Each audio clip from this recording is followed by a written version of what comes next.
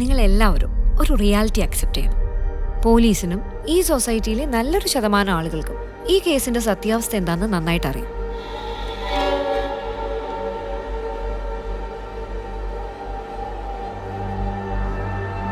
ഇയാളാളൊരു കില്ലാടിയാ. ചുമ്മാതാണോ പോലീസുകാർ പോലും ചൊല്ലു പറഞ്ഞത്?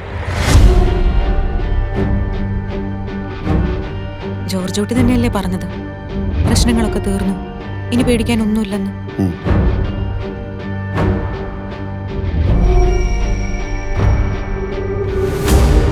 പോലീസിന്റെ രീതികൾ മുൻകൂട്ടി കണ്ട് കളിക്കുന്ന ഒരാളാണല്ലോ അയാൾ. അപ്പോ പോലീസുകാരും അയാളുടെ ഒരു ഫാനാണ്.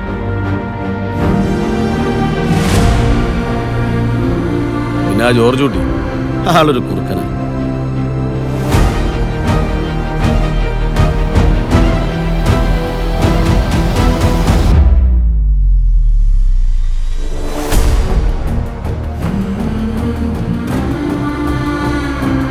ഈ ആക്സിഡന്റ് കാര്യം എന്താ അവരോട് പറയാൻ പറ്റാത്തെ?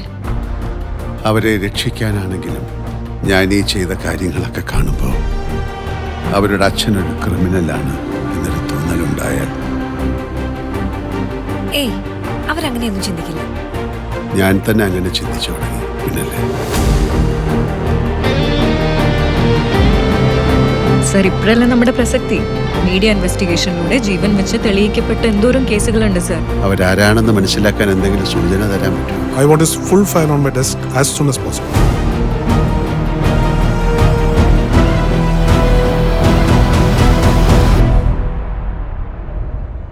ഇനി അങ്ങനെയൊന്നും ചിന്തിക്കണ്ട, എല്ലാം കഴിഞ്ഞില്ലേ? കഴിഞ്ഞോ?